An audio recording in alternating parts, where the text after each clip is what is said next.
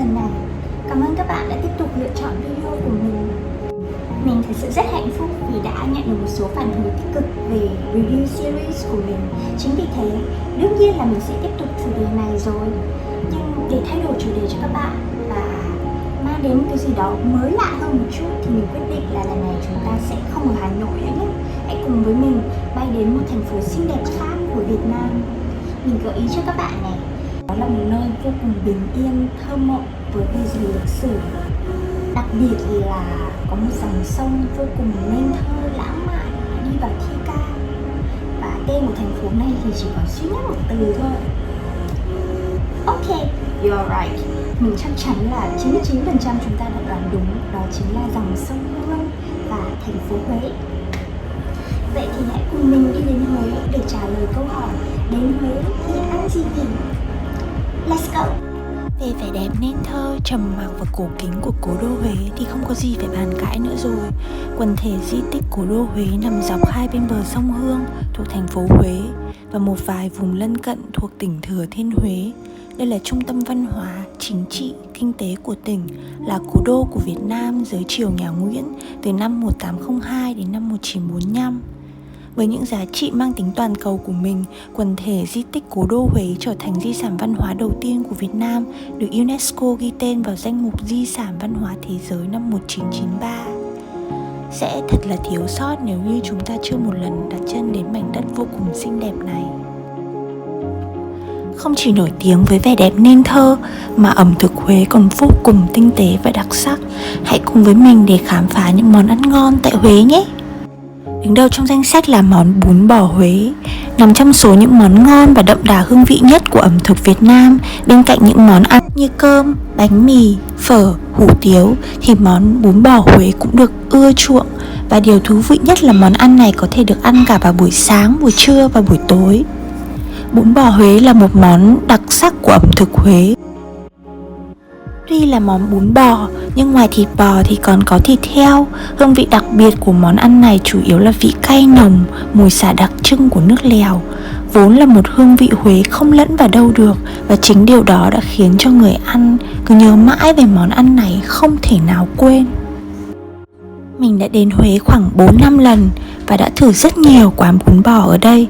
Lúc đầu là do nhân viên khách sạn rồi anh tài xế taxi chỉ cho mình những quán bún bò, nhưng mà đó chủ yếu là những quán bún bò ở mặt đường và cho khách du lịch thôi, cho nên chất lượng ăn thì cũng không có gì đặc biệt cả.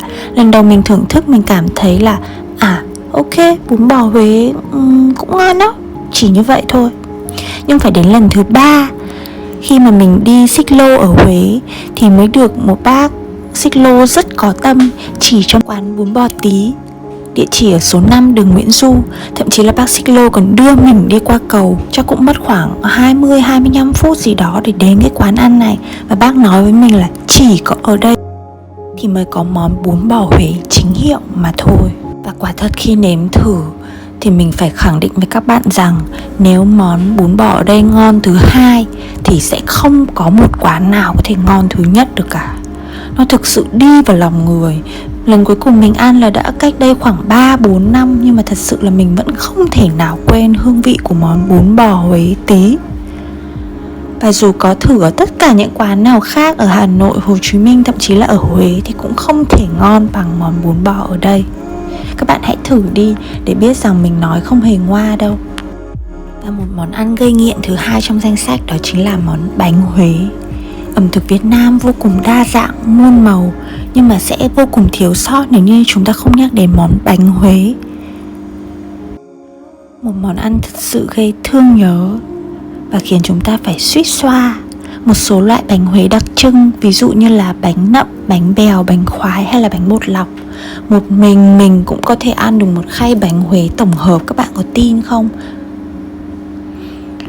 Vì mình đã đến Huế lần cuối cùng cách đây khá lâu, khoảng 3 năm, cho nên mình thực sự không nhớ chính xác địa chỉ hàng bánh Huế mà mình đã ăn. Nhưng mà mình chỉ nhớ là nó ở phố Tây và có 2 hàng bánh Huế khá to và nổi bật ở cạnh nhau. Các bạn hãy thử đến phố Tây ở Huế và khám phá địa chỉ này nhé. Đồng thời mình cũng giới thiệu đến cho các bạn một số hình ảnh ở phố Tây của Huế, cũng gần tương tự như Tạ Hiện ở Hà Nội và Bùi Viện ở Hồ Chí Minh. Thì phố Tây cũng khá sầm uất, có rất nhiều quán bar, pub, quán cà phê và những quán ăn nữa. Tiếp theo trong danh sách của mình chính là món bánh mì Huế. Có thể định danh bánh mì Huế trong bản đồ bánh mì Việt Nam các bạn ạ, bởi vì những đặc điểm sau đây, ví dụ như là ổ bánh mì nhỏ kèm vị mặn vừa phải của nước chan, vị cay nồng của ớt. Bánh mì Huế thực sự có một hương vị rất đặc trưng, nhất là nước chan đậm đà, vị cay nồng của ớt, chua ngọt của cà rốt bào mỏng cùng với dưa leo thái mỏng. Các bạn hãy thử tiệm bánh mì Bảo Thạnh ở Huế nhé, mình đảm bảo là các bạn sẽ không bao giờ quên. Tiếp theo trong danh sách chính là món tráng miệng để đời của Huế, món chè Huế các bạn ạ.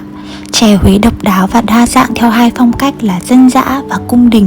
Những món chè mang phong cách sang trọng cung đình có thể kể tới như chè sen, chè kê, chè thịt heo quay. Còn các loại chè mang tính bình dân hơn thì có thể kể tới như chè bắp, chè đậu phán, đậu đỏ, đậu xanh, chè khoai môn, chè bột lọc. Các bạn hãy cùng thử quán chè hẻm với mức giá siêu rẻ tại Huế nhé. Cuối cùng trong danh sách của mình chính là quán cà phê Tứ Phương Vô Sự Lầu. Nghe cái tên đã thấy đặc biệt rồi đúng không ạ? Quán cà phê này nằm trong Đại Nội. Tứ Phương Vô Sự Lầu là một ngôi lầu nằm trong Đại Nội, Hoàng Thành, Huế, mang một cái tên đầy khao khát, bình an. Nhưng Tứ Phương Vô Sự Lầu lại có một số phận trầm luân và từng bị hủy hoại trong chiến tranh. Phải đến năm 2010 thì nó mới được phục hồi như thuở ban đầu và trở thành một quán cà phê nức tiếng tại Huế. Và đây là một số hình ảnh trong chuyến đi của mình tới Huế.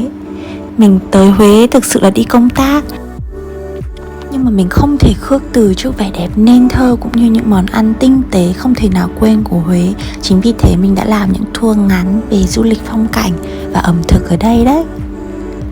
Trời ơi, mình nhớ Huế quá đi. Ok, các bạn cho mình hỏi nhá. Bây giờ các bạn đang no bụng hay là đang đói cồn cào ạ? Mình hy vọng là các bạn đang đói cồn cào. Bởi vì có như vậy thì các bạn mới có hứng thú để tiếp tục theo dõi những review series về ẩm thực của mình chứ. Cảm ơn các bạn rất nhiều vì đã lựa chọn video này. Nếu như các bạn thích video thì vui lòng hãy like, share và subscribe kênh của mình. Đó chính là động lực của mình để cố gắng làm những video hay và hấp dẫn hơn để mang đến cho các bạn. Cảm ơn. Bye!